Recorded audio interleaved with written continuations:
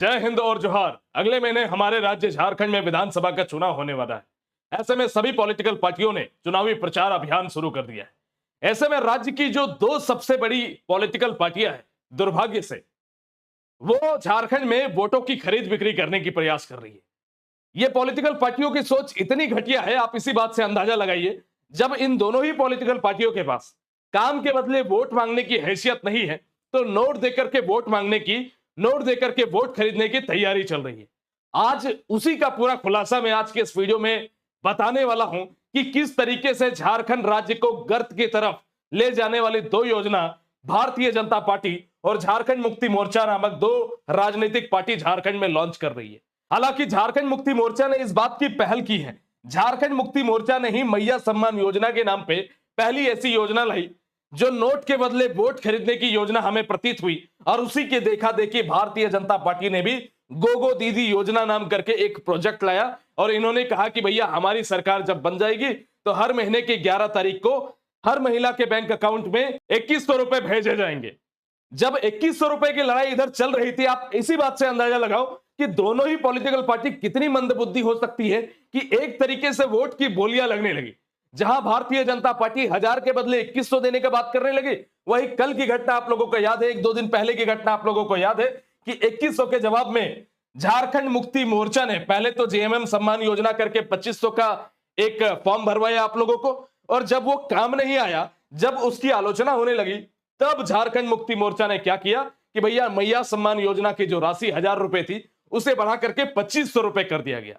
अब आप में से बहुत सारे लोग इस योजना से खुश होंगे, आप सभी माताएं बहनें इस योजना से बहुत खुश होंगे, मैं इस बात का सम्मान करता हूं। लेकिन आप इस बात को समझिए कि ये जो 2500 रुपए या 1000 रुपए की राशि आप लोगों को दी जा रही है, यह आम जनता का पैसा है। यह आप ही लोगों से लूट करके आप लोगों को देने की तैयारी हो रही है।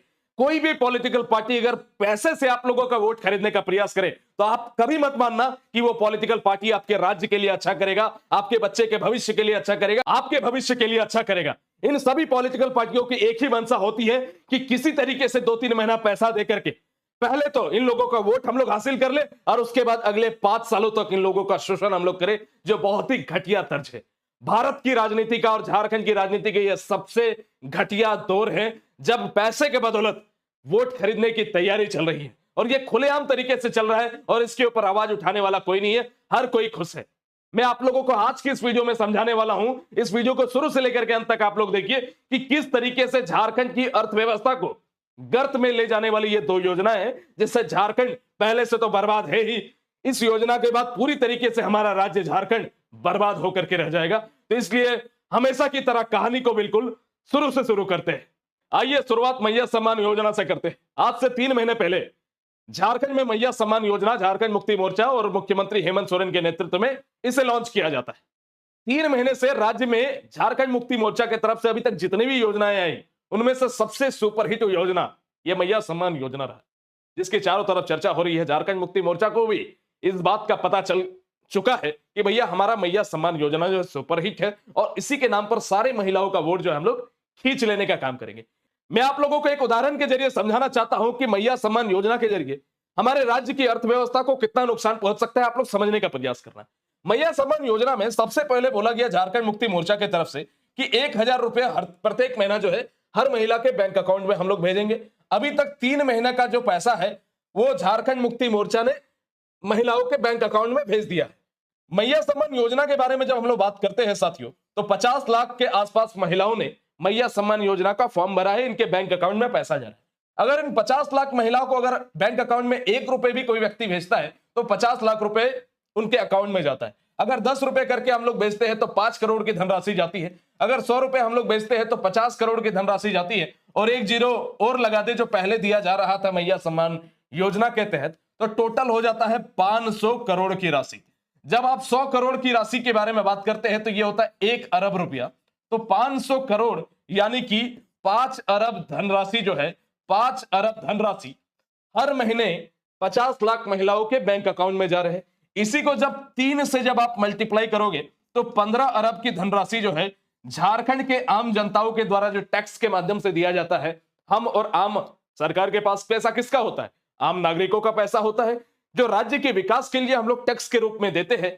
वो पैसा झारखंड की राज्य सरकार अपने मन मुताबिक अलग अलग जगहों पे खर्च कर रही है। हमें इस बात से कोई आपत्ति नहीं है कि मैया सम्मान योजना में आप इतनी धनराशि दे रहे हैं। हमें आपत्ति इस बात से है कि मैया सम्मान योजना की धनराशि उन महिलाओं को भी मिल रहा है जिनकी कोई भी आवश्यकता नहीं। हाँ, गरीबी रेखा से नीचे महिलाएं हैं जो अपनी गुजारा भत्ता संभालने में उन्हें तकलीफ हो रहा है, उनके परिवार में कमाने वाला कोई नहीं है, उस तरीके की महिलाओं को अगर दिया जाता तो बात अलग है। लेकिन मैया सम्मान योजना के तहत अर्थव्यवस्था को कितना बड़ा नुकसान होगा, इसको आप थोड़ा ध्यान से समझ लीजिए।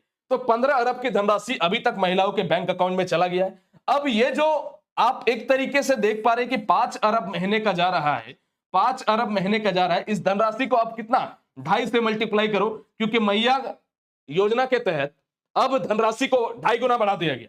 यानी कि आप एक तरीके से देखोगे कि 12.5 अरब की धनराशि जो हर महीने 5 अरब रुपया महिलाओं के बैंक अकाउंट में जा रहा था, अब झारखंड का हमारे द्वारा पे किया गया टैक्स का पैसा 12.5 अरब रुपया हर महीना जाने वाला है। यानी कि 3 महीना में जितना पैसा महिलाओं के बैंक अकाउंट में गया, उतना 1 दिसंबर से महिलाओं के बैंक अकाउंट में पैसा जाने वाला है। हमें इस बात से कोई दिक्कत नहीं, हम बार बार बोलते हैं, लेकिन ये एक गलत योजना है, ये वोट खरीदने की योजना है, इसलिए इसका हम एक तरीके से पूरी तरीके से इसका विरोध करते हैं।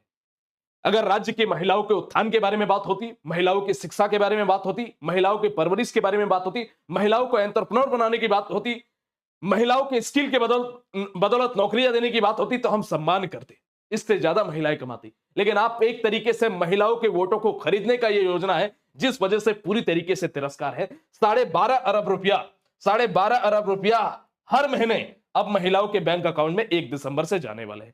मुझे पता है कि ये चुनावी योजना, ये जो योजना है, स्कीम है, बहुत दिन तक नहीं चल सकता, क्योंकि अगर बहुत दिनों तक चलेगा ना तो झारखंड पहले से ही भारत का सबसे बेरोजगार राज्यों की श्रेणी में है, अब एकदम गर्त में चला जाएगा, क्योंकि ये पूरे साल चलने वाली योजना ही नहीं है। ये 2-3 महीना 4 महीना बस चुनाव तक आप लोगों को ये मिलेगा। ये मैं लिख के दे दूंगा कोरे पन्ने में। 5 के 5 साल आप उम्मीद लगाए बैठे अगला साल सरकार आएगी, 5 साल हमें देने वाली है, एकदम भूल जाओ, कभी वो चीज पूरा नहीं होने वाला है, चाहे वो जेएमएम हो या तो भारतीय जनता पार्टी हो। यही उम्मीद हम लोग भारतीय जनता पार्टी से हम लोगों ने नहीं रखी थी।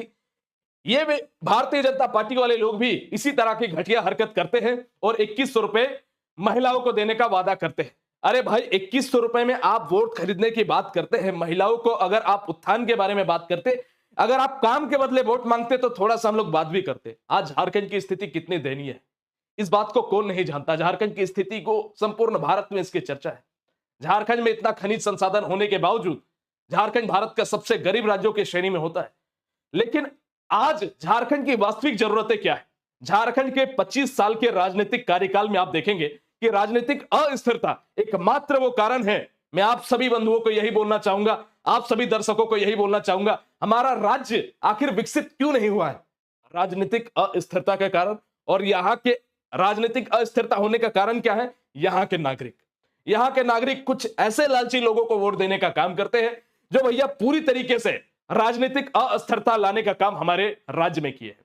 आज हमारा राज्य की ये जो स्थिति देख रहे हैं ना, हर एक तरीके से कोई भी व्यक्ति, पता है, हर एक विदेशों में भी जब हम लोग बात करते हैं झारखंड के, आप एक तरीके से फिजिकल फाउंडेशन को जब लोग देखते हैं तो कहते हैं कि ये राज्य गरीब हुआ कैसे?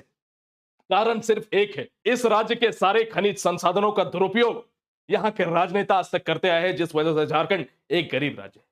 जब हम लोग झारखंड की वास्तविक जरूरतों के बारे में बात करते हैं कि वास्तविक जरूरत क्या है, जिसके आधार पर झारखंड के नेताओं को वोट मांगने की आवश्यकता होनी चाहिए, उन चीजों के जब हम लोग बात करेंगे तो इनका मुंह चुप हो जाएगा। आप इसी बात से अंदाजा लगाओ कि 12.5 अरब रुपया अगर हर महीने हम खर्चा करेंगे तो आप समझो कि राज्य की हालत क्या होने वाली है। आप एक पढ़े लिखे नागरिक की तरह बर्ताव करो। इस पैसे से राज्य का कितना विकास हो सकता था, आप अंदाजा भी नहीं लगा सकते। लेकिन इस सरकार को पैसे देकर के वोट लेना है। आइए हम लोग एक एक करके चीजों के बारे में चर्चा करेंगे। हाल ही में 3 दिन पहले एक रिपोर्ट आया है प्रभात खबर का, आप पढ़ लीजिएगा। संपूर्ण भारत के संदर्भ में हम लोग बात करें, संपूर्ण भारत की अर्थव्यवस्था भाग रही है, संपूर्ण भारत की जो जीडीपी है वो 9% की दर से भाग रही है। लेकिन झारखंड इतना खनिज संसाधनों से भरा हुआ है, हमारा राज्य जो जीडीपी पे हमेशा बहुत सुंदर कंट्रीब्यूट करता है। हमारी जीडीपी दर कितनी है पता है? देश के संदर्भ में आधी, जबकि हमारे राज्य को ज्यादा होना चाहिए था। आप हमसे गए गुजरे राज्यों के बारे में जब आप बात करोगे तो उनका जीडीपी जो है हमसे कई ज्यादा बेहतर है। लेकिन इतने सारे इक्विपमेंट सुविधाएं होने के बावजूद झारखंड की जीडीपी पूरे देश की जीडीपी की आधी की गति से भाग रहा है। और इसका कारण क्या है? यही जो इधर उधर आम जनता का पैसा जो खर्च हो रहा है, आम जनता का पैसा जो डाइवर्ट हो रहा है, राज्य सरकार के इन्हीं काली करतूतों की वजह से झारखंड राज्य के जीडीपी का यह हाल है। जो मैंने बताया कि संपूर्ण भारत के सभी राज्यों के बारे में बात करेंगे तो सभी राज्यों का विकास हो रहा है। वैसे वैसे राज्य जहां पर बहुत ज्यादा सुविधाएं नहीं है, वहां पर जब आप उनकी अर्थव्यवस्था के बारे में बात करोगे तो अग्रसर हमें दिखाई पड़ेगा, ऊपर की तरफ दिखाई पड़ेगा। लेकिन झारखंड की अर्थव्यवस्था आज के डेट पे गर्त में जाती हुई हमें दिखाई दे रही है, सिर्फ यही फर्जी योजनाओं की वजह से, ये गलत योजनाओं की वजह से।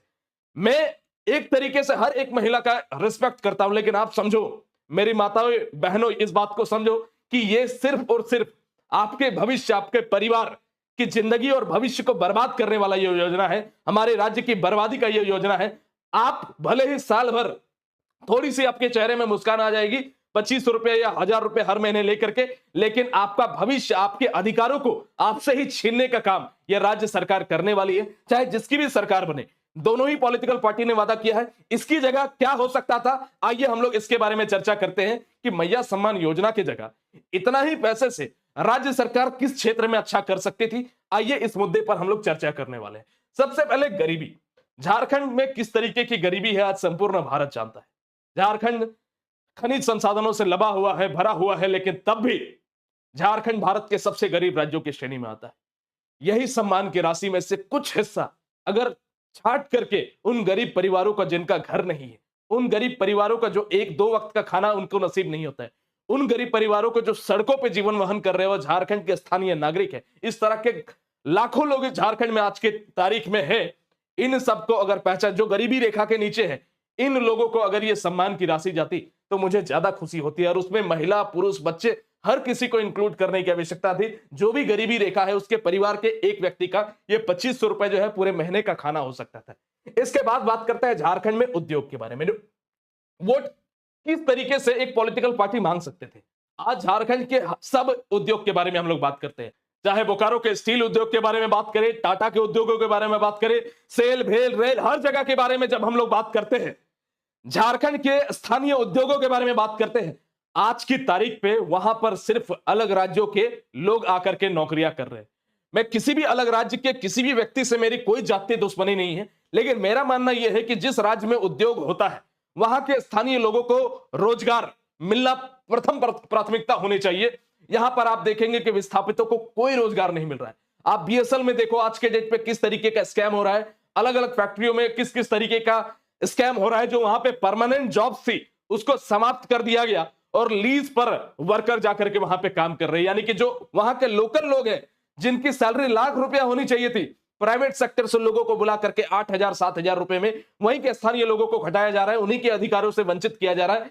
राज्य सरकार को क्या इस पे नजर नहीं होनी चाहिए थे? क्या इन सभी चीजों पे पाबंदियां नहीं लगनी चाहिए थे? स्थानीय लोगों को रोजगार प्रथम प्राथमिकता होनी चाहिए थी।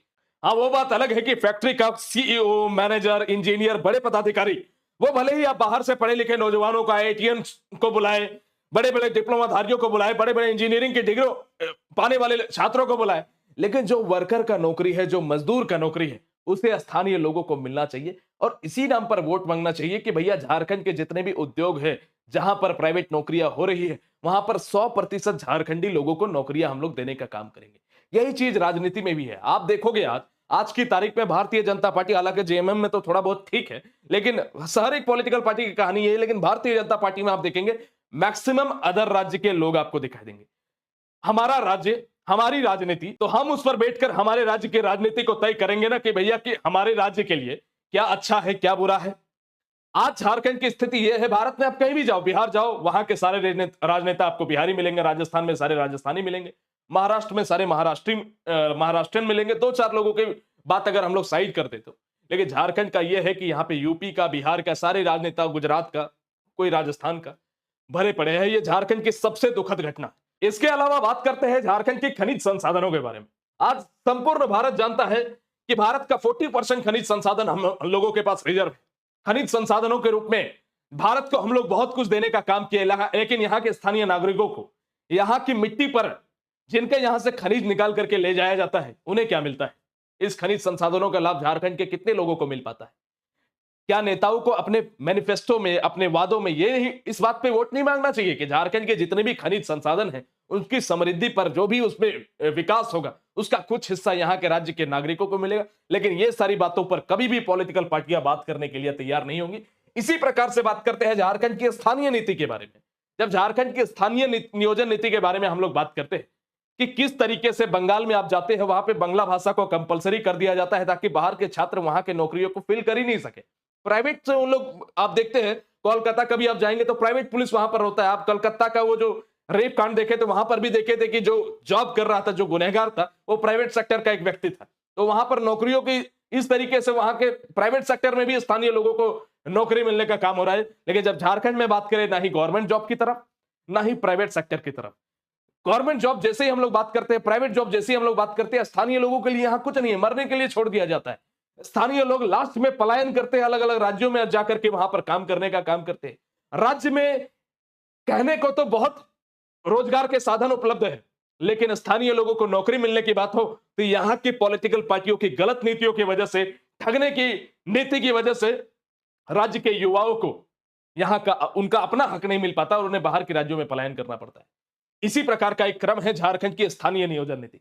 झारखंड में अगर यहां की लोकल भाषा को कंपलसरी किया जाए, यहां पे जितनी भाषाएं बोली जाती है उतनी भाषा को कंपलसरी किया जाए, हर एक एग्जामिनेशन के पेपर में हिंदी जैसा विषय जो है, जैसे आप देखते हैं वहां पे बांग्ला कंपलसरी है, तो यहाँ पे खोटा हो गया, नागपुरी हो गया, संथाली हो गया, इन सबको अगर कंपलसरी किया जाए, या तो झारखंड जीके का विषय ही अगर कंपलसरी कर दिया जाए ना, तो बहुत से नौकरियां बच जाएंगी। आप देखते हैं कि झारखंड पुलिस और कई सारे ऐसे एग्जामिनेशन होते हैं, झारखंड पुलिस का नोटिफिकेशन आया, उसमें झारखंड का नामो निशान नहीं था, झारखंड जीके से एक भी सवाल नहीं थे। इस तरीके का सिलेबस बनता है कि अदर स्टेट के बच्चे आकर के वहां पर यहां के नौकरियों को ले जाए। अदर स्टेट के बच्चे और ज्यादा प्रिपेयर होते हैं पढ़ने में। पटना की बात करो, यूपी की बात करो, यूपी के इलाहाबाद के बारे में बात करो, वहां पे बच्चे अच्छे से तैयारी करते हैं। वो सारे बच्चे आकर के यहाँ के बच्चों के अधिकारों को ले जाने का काम करते हैं। मुझे इस बात से, देखिए, एक शिक्षक होने के नाते मेरा फर्ज है कि हर एक राज्य के बच्चे को मैं पढ़ाऊं, किसी से कोई गिला शिकवा नहीं है, लेकिन मेरा मानना यह है कि हर एक राज्य की वहां की नौकरियों पर प्राथमिकता होता है। बिहार के सारी नौकरियों पर बिहार के बच्चों का हक होना चाहिए, झारखंड के सारी नौकरियों पर झारखंड के बच्चों का हक होना चाहिए। 90% कम से कम हक होना चाहिए। 10% तब भी अलग राज्य भी देते हैं, अलग दूसरे राज्य भी देते हैं, तो 10% जो है जॉब अदर स्टेट के बच्चों को मिलना चाहिए, ना कि 60-40 का रेशियो, 60-40 का रेशियो होना चाहिए। आज अगर झारखंड में बात करें बेरोजगार युवकों की स्थिति कैसी है, आप लोगों से छुपा नहीं है। 8-10 सालों से जीएसएससी सीजीएल का एग्जामिनेशन नहीं हुआ तो उसमें पेपर लीक हुआ। पेपर लीक को अब गवर्नमेंट एक्सेप्ट करने से मना कर रही है, जबरदस्ती रिजल्ट प्रकाशित करने का काम कर रही है। यहां की गवर्नमेंट इतना हद तक गिर गई है कि अपने ही भाड़े के टट्टू बुला करके एग्जामिनेशन, पेपर लीक वाले एग्जामिनेशन को फेयर बताने का काम कर रही है, जिसका पूरा स्कैम का खुलासा मैंने आपको अपने प्रीवियस वीडियो में कर दिया। आज अगर बात करो झारखंड में परीक्षाओं के पैटर्न की, तो एक चपरासी की नौकरी के बारे में बात करो या जेपीएससी के कोई ऊंचे पद के बारे में बात करो, हर एक एग्जामिनेशन का ऐसा सिलेबस बना दिया गया है जिसको कोई डिफेंड ही नहीं कर सकता। इतना गलत तरीके से सिलेबस बना है ना यहाँ के एग्जामिनेशन में, आप इतना समझो कि चपरासी के नौकरी के लिए भी आपको यूपीएससी लेवल की तैयारी करनी पड़ेगी। और तब भी आपको पता है, जब रिजल्ट आता है ना, तब झारखंड में 99% जाता है कट ऑफ। तो आपको ऐसा लग रहा होगा कि झारखंड के बच्चे बहुत पढ़ते हो, नहीं, झारखंड के बच्चे पढ़ते, लेकिन इतना भी नहीं पढ़ते कि 99% लाएंगे। उसका कारण एक है कि यहां पर सीटों को बेचा जाता है एग्जाम के पैटर्न के नाम पे। यहाँ के नौकरियों को यहाँ के राजनेता, यहाँ के आयोग, यहाँ के जो भी इसके पीछे जुड़े हुए लोग हैं, एजेंसियां, यहाँ की नौकरियों को बेचने का काम करते हैं, लेकिन किसी के ऊपर कोई कार्रवाई नहीं होती। एसआईटी बनती है, झूठ मूठ का एसआईटी बनती है, कुछ नहीं कर पाती। एसआईटी में एक ढंग का गुनहगार पकड़ा जाए, एक पेपर लीक का खुलासा हो जाए हमारे राज्य में, ऐसा नहीं होता, क्योंकि जाहिर सा बात है कि पेपर लीक से जुड़े हुए लोग जो है सरकार के पीछे से ही छिपे हुए लोग होते हैं, इसीलिए ऐसा होता है। हर एक एग्जामिनेशन का पैटर्न को जब आप देखेंगे झारखंड के संदर्भ में, हर एक एग्जामिनेशन का पैटर्न इतना कठिन कर दिया गया है कि आप समझो कि आप एक्साइज कांस्टेबल का बैच देखो, 3 पेपर है उसमें। यहां पे जब फिजिकल होता है, दौड़ होता है, तो दौड़ में 10-10 किलोमीटर तक कोविड के बाद बच्चों का, आप हर एक राज्य में कहीं पे 10 किलोमीटर का दौड़ नहीं है, झारखंड में होता है। हर वो चीजें, पहले फिजिकल उसके बाद एग्जाम, हर वो गलत चीजें जो दूसरे राज्य में सुधार लिया गया है, उसे वापस से गलती करने का काम हमारे झारखंड राज्य में यहाँ के राज्य सरकार करती है। कितनी बड़ी दुर्भाग्य की बात। क्या इन युवाओं के भविष्य के नाम पे आप वोट नहीं मांग सकते कि युवाओं को हम लोग नौकरी देंगे, यहाँ की सीटें बाहर के राज्यों के बच्चों को नहीं देंगे, जितनी यहाँ के रिजर्व सीटें हैं देंगे। कहने को तो 5 लाख हर साल नौकरी देने का वादा आप कर दिए, लेकिन उसकी पूर्ति नहीं हो पाई। तो आज तक जितने भी राजनीतिक पॉलिटिकल पार्टियों ने आया, हर किसी ने युवाओं को ठगा है। सबसे बड़ी बात, यहाँ के एग्जाम पैटर्न में सुधार होना चाहिए। यहाँ के एग्जाम पैटर्न को आप आम युवाओं से ओपिनियन मांगो कि एग्जाम पैटर्न कैसा होना चाहिए, क्योंकि आपकी बुद्धि तो है नहीं, आपकी बुद्धि घास चरने गई है। तो एग्जाम पैटर्न के बारे में समझिए, नियोजन नीतियों के बारे में समझिए, एग्जामिनेशन जो नकल के साथ हो रहा है, पेपर लीक हो रहा है, उसको सुधारने का प्रयास कीजिए और राज्य के युवाओं को साहब नौकरी दीजिए। इसके नाम पर आप वोट मांगिए तो आप मांग रहे हैं पैसा देकर के वोट। यहां जब हम लोग एम्प्लॉयमेंट की बात करते हैं, जो कम पढ़े लिखे लोग हैं वो पलायन कर जाते हैं दूसरे राज्यों में। यहां पे इतने खनिज संसाधन, उद्योग के भंडार किस लिए है, किस बात के लिए है? आप दूसरे राज्य के जब उदाहरणों को देखते हैं कि दूसरे राज्य में किस तरीके से रोजगार के साधन सृजित किए जाते हैं, लोगों के स्किल के आधार पर लोगों को एंटरप्रेन्योरशिप करवाया जाता है, उनको बिजनेसेस के ऑप्शन अवेलेबल करवाए जाते हैं। लेकिन हमारे राज्य में ऐसा है कि भैया कुछ नहीं है नौकरी का साधन, तुमको हम पैसा दे रहे हैं, तुम उसके बदले हमें वोट दो। क्या इन सभी लोगों को झारखंड में बहुत सारे जॉब्स क्रिएट किए जा सकते हैं, लेकिन यहाँ की गवर्नमेंट वो दिमाग लगाते ही नहीं, अपना स्किल लगाते ही नहीं कि भैया किस तरीके से किसी को हम लोग रोजगार दे सकते हैं। आज अलग अलग राज्यों में एंटरप्रेन्योर बनाने की तैयारियां चल रही है, प्लानिंग्स आ रही है। उन लोगों का एक विजन होता है, उन लोगों का एक बिजनेस प्लान होता है कि किस तरीके से लोग जो जिनको पढ़ने में इंटरेस्ट नहीं हो उनका व्यापार की तरफ हो सकता है इंटरेस्ट हो, जिनमें व्यापार में भी इंटरेस्ट नहीं हो उन लोगों का हो सकता है कि किसी प्रकार का स्किल हो, किसी भी फील्ड में वो जा सकता है, कोई चीज बनाने की उनके अंदर कला हो, कोई गाड़ी बना सकता है, कोई मशीन बना सकता है, कोई कुछ तरीके से कर सकता है, किसी का अलग अलग तरीके का दिमाग है, कोई एप्लीकेशन बना रहा है, कोई सोशल मीडिया में कोई बढ़िया परफॉर्म कर रहा है। हर एक कला का सम्मान मेरे राज्य में यहाँ की राजनीतिक पार्टियां नहीं कर पाती। अगर हर एक कला का सम्मान हमारे राज्य में होने लगा, उस तरीके के स्किल्स के प्रोग्राम्स अगर लाए जाए, रोजगार के हर एक स्किल को, हर एक व्यक्ति के हर एक स्किल को अगर सम्मान दिया जाने लगा, तो समझो कि हमारे राज्य की क्या स्थिति होती। अलग अलग राज्यों में ऐसा होता है, अलग अलग राज्यों में आप देख पाते हैं कि वहां पे टैलेंट के आधार पर, देशों में भी ये होता है, हालांकि हमारा भारत देश इसमें बहुत पीछे है, लेकिन हमारे राज्य में स्किल के आधार पर अगर लोगों को पहचान हुई होती, उसके आधार पर सरकार अगर कुछ करती तो क्या ही बात होता है।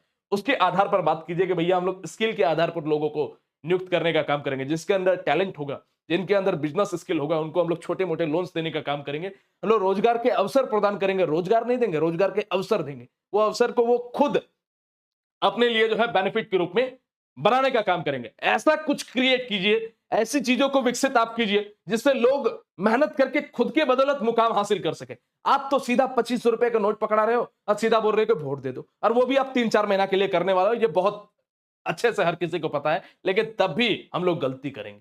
हमें पता है कि ये व्यक्ति हमारा कल खून करने वाला है, लेकिन तब भी उसी के साथ हम दोस्ती करेंगे। ये हमारी सबसे गंदी नीति है। और जैसा मैंने आपको बताया कि झारखंड में पर्यटन का कितना स्कोप है, इसके बारे में आप नहीं जानते। उत्तराखंड और हिमाचल जैसा राज्य पूरी तरीके से टूरिज्म पर डिपेंडेंट है, लेकिन यहाँ की राज्य सरकार यहाँ के टूरिज्म को डेवलप नहीं कर सकती।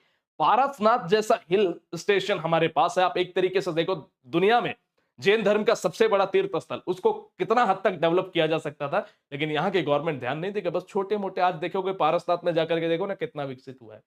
जैन लोगों ने ही आप एक तरीके से डोनेशन देके उन्होंने विकसित किया है, राज्य सरकार का किसी प्रकार का हाथ नहीं है। संथाल समुदाय संपूर्ण भारत में पाया जाता है। लुगु बुरु घंटाबाड़ी है, हमारे आदिवासी नेता है, लुगु बुरु घंटाबाड़ी को विकसित कर सकते थे एक टूरिज्म के रूप में। संपूर्ण भारत से संथाल समुदाय के लोग यहाँ पर भ्रमण करने आते, घूमने के लिए आते, जिस प्रकार से जैन धर्म के लिए आ रहे। इसी प्रकार से यहाँ के अलग अलग समुदायों के लिए हम लोग पर्यटन को विकसित कर सकते थे। आप देखो ना, बाबा धाम वैद्यनाथ मंदिर जाओगे, वैद्यनाथ धाम जाओगे, उसी के बगल में त्रिकुट पर्वत है। वो किस तरीके का वहां पे दृश्य उसको पर्यटन के रूप में विकसित किया जा सकता था। आप जाकर के झारखंड के जितने भी आप झरने देख रहे हो, जलप्रपात देख रहे हो, उसमें काम तो शुरू हुआ, लेकिन आज के डेट पे अगर बात करें तो हर एक पर्यटन का क्षेत्र जो है यहाँ के राज्य पूरी तरीके से विफल है। जबकि झारखंड में हर कोई जानता है, हर एक व्यक्ति आता है तो यही कहता है कि यहाँ पे पर्यटन का स्कोप है। यहाँ पर लोग जिस तरीके से शिमला डेवलप हुआ है, हिमाचल डेवलप हुआ है, उत्तराखंड डेवलप हुआ है, उसी तरीके से झारखंड को पर्यटन के क्षेत्र में डेवलप किया जा सकता है। लेकिन यहाँ की राज्य सरकार इस बात के लिए तो वोट नहीं मांगेगी कि झारखंड के पर्यटन को हम लोग बेहतर करने का काम करेंगे। ये सारी चीजों से लोग क्या होता है, पढ़े लिखे लोग इन्फ्लुएंस होते हैं कि हाँ, हम एक सही व्यक्ति को वोट देने का काम करें। आज सरकारी स्कूलों का क्या हाल है झारखंड में, आपको पता है। यहाँ पे आप जाएंगे, बच्चों से पूछेंगे ना, तो बहुत बच्चे 10 का टेबल 12 का टेबल नहीं सुना पाएंगे। ये यार बच्चों के तो छोड़ो, जब हम लोग टीचर्स की बात करते हैं ना, टीचर्स भी इस तरीके के गवर्नमेंट टीचर्स अपॉइंट हुए, उनको किसी भी तरीके के सुधारने का काम नहीं चल रहा है। अरे टीचर्स को भी ढंग से इन लोग अपॉइंट करें तब तो। हर एक विभाग में आप देखेंगे, हर एक विभाग में आपको कई सारे ऐसे लोग दिखाई पड़ेंगे झारखंड के संदर्भ में जो पैसा देकर के नौकरी लिया है, और उससे बात करके पता चल जाएगा कि ये व्यक्ति जो है उस नौकरी के लायक नहीं है। आज झारखंड के सरकारी स्कूलों के हालों के बारे में मुझे बताने की आवश्यकता नहीं है कि किस तरीके से झारखंड के स्कूलों का हाल है। आप दिल्ली में आप अरविंद केजरीवाल से आपकी काफी अच्छी मित्रता है। दिल्ली में सरकारी स्कूलों का हाल देखिए, हमारे राज्य में सरकारी स्कूलों का हाल देखिए। आप इन स्कूलों को सुधार सकते थे महाशय। आप कहते हैं कि हम सरकारी स्कूलों को बढ़िया करने का काम करेंगे, गरीब के बच्चे वहां जाकर के पढ़ते हैं, लेकिन आप लोगों को बिल्कुल इन सभी चीजों पे ध्यान नहीं है। किसी तरीके से अपनी राजनीति की सत्ता, अपनी कुर्सी बचानी है, पैसा देकर के वोट खरीदना है। क्या इस आधार पर लोग वोट नहीं मांग सकते? इन सभी चीजों का कब विकास होगा? जब हम लोग भारतीय जनता पार्टी के बारे में बात करें, या कांग्रेस के बारे में बात करें, या झारखंड मुक्ति मोर्चा के बारे में बात करें, हर एक पॉलिटिकल पार्टी ने हमें निराश किया है। पिछले 25 सालों में आप देखेंगे, हर एक पॉलिटिकल पार्टी ने निराश किया है। हर एक पॉलिटिकल पार्टी ने एक तरीके से झारखंड को बेड़ा गर्क करने का काम किया है, झारखंड को बर्बाद करने का काम किया है। हर एक पॉलिटिकल पार्टी पिछले 25 सालों की राजनीतिक अस्थिरता में आप देखेंगे कि हर एक पॉलिटिकल पार्टी ने झारखंड को केवल और केवल लूटने का काम किया है, और इससे ज्यादा कुछ नहीं। तो इस बार भी वो चीज रिपीट हो रहा था, इसलिए मेरे से सहा नहीं गया, और वही सभी बातें मैं आप लोगों को समझाने आया हूं कि झारखंड की अर्थव्यवस्था गर्त में चली जाएगी। हर महीने 12.5 अरब रुपया अगर ऐसे ही यूं ही फर्जी तरीके से खर्च कर दिया जाए।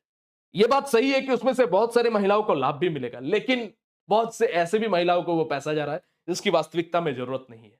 वास्तविकता में, और वो पैसा दूसरे जगह पे राज्य सरकार लगा सकते थे, दूसरे विकासों में लगा सकते थे। और ये सिर्फ 3-4 महीना का, मैं सभी माताएं बहनों से कहना चाहूंगा कि आप इस वीडियो को देख करके आप खुद समझिए कि आपको जो पैसा मिल रहा है वो वर्थ है क्या। आपको अगर उसके जगह पर कुछ आपके लायक, आपके हुनर के लायक कोई जॉब मिल जाता, कोई अपॉर्चुनिटी मिल जाता राज्य सरकार की तरफ से, कि कोई महिलाएं अगर बहुत अच्छा सलवार बनाना जानती है, कपड़ा सिलना जानती है, तो उसको उस आधार पर एक जॉब होता। तो उस तरीके उनके स्किल्स के आधार पर कोई अपॉर्चुनिटी अगर मिलता, तो आप उससे ज्यादा कमा रहे होते, ना कि 2500 रुपए आपके लिए बहुत बड़ी बात नहीं है। और आपको नहीं मिलेगा जिंदगी भर, ये मेरे से काले एकदम व्हाइट पन्ने में आप लिखवा लो, 3-4 महीने की कहानी है, बस लोकसभा चुनाव खत्म, आपका पैसा आना बंद। बस इतना समझ लीजिए आप, उससे ज्यादा कुछ नहीं होने वाला है। ये 100% आप लिखवा करके रख लो। आगे जब हम लोग बात करते हैं कि जब इन पॉलिटिकल पार्टियों में आप कहते हैं कि हम झारखंड मुक्ति मोर्चा की पूरा बहुत आलोचना करते हैं, हम भारतीय जनता पार्टी की भी तो आलोचना कर रहे हैं। भारतीय जनता पार्टी अगर इतना ही इनको राज्य के लोगों की चिंता है, तो क्यों नहीं राज्य में 1932 का खतियान लागू कर देते? सवाल पूछिए आप, 1932 के खतियान को अपोज करने का काम किसने किया है? भारतीय जनता पार्टी ने किया है। संसद में उसे वह पास नहीं करते। देश में किसकी सरकार है भैया? भारतीय जनता पार्टी की सरकार है।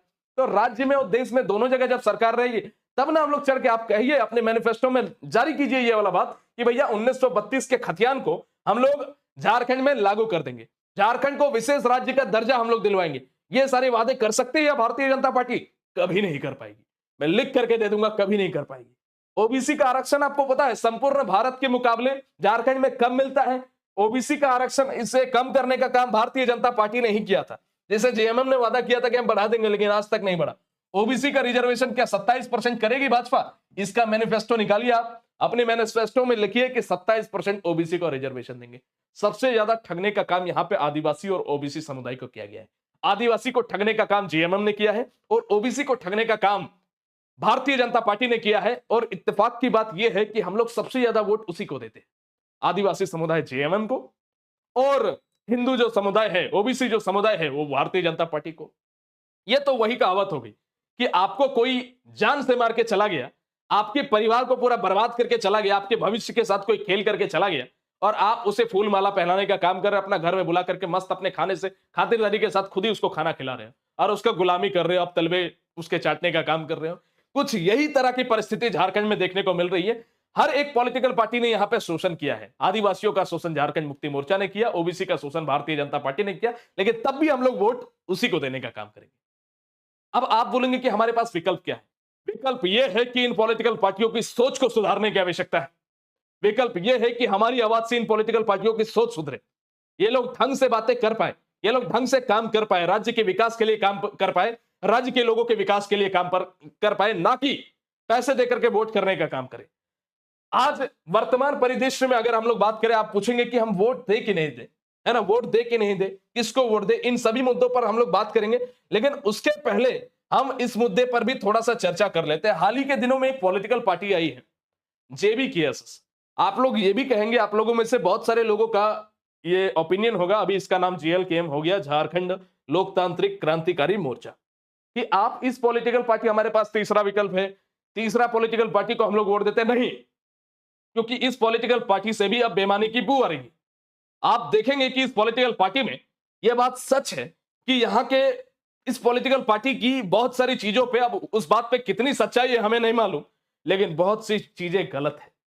आज की डेट पे इस पॉलिटिकल पार्टी के ऊपर जो आरोप इनके लोग लगा रहे हैं कि जिस लोगों ने मेहनत किया उसको टिकट देने के बजाय पैसे लेकर के इस पॉलिटिकल पार्टी के नेता या सुप्रीमो या जो भी हो, पैसे देकर के किसी और व्यक्ति को सीट देने का काम कर रही है, जो व्यक्ति कार्यकर्ता के रूप में, और ऐसे कई कार्यकर्ता से इनके मेरे अक्सर ऐसे ही हाय हेलो कभी हो जाता है। मेरी तो बहुत लोगों से बातचीत होती है, राजनीति से मैं जुड़ा हुआ नहीं हूं, लेकिन राजनेता अक्सर मेरे संपर्क में आने का प्रयास करते हैं और मैं हमेशा उन्हें दूर भगाने का काम करता हूं।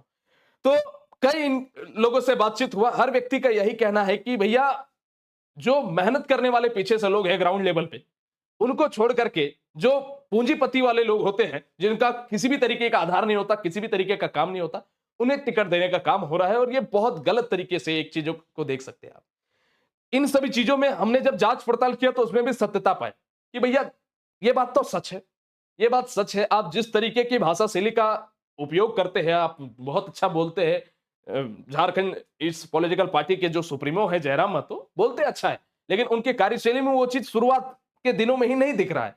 तो इसलिए ये पॉलिटिकल पार्टी को मैं शुरू में लग रहा था कि चलो भाई भाजपा तो गई, जेएमएम तो गई, तो ये पॉलिटिकल पार्टी ढंग की निकल जाएगी, आजसू भी गई, कांग्रेस भी गई, तो ये पॉलिटिकल पार्टी में भी अभी शुरुआत के दिनों में, अभी तो बहुत हद तक नहीं कहा जा सकता, लेकिन इस पॉलिटिकल पार्टी में भी जिस हद तक मैंने इनके कार्यकर्ता और ग्राउंड लेवल पे मेहनती लोगों को देखा है और जो चीज मैंने अपने जांच में सही पाया है, उसके आधार पर तो इस पॉलिटिकल पार्टी में भी मैं भरोसा नहीं कर सकता।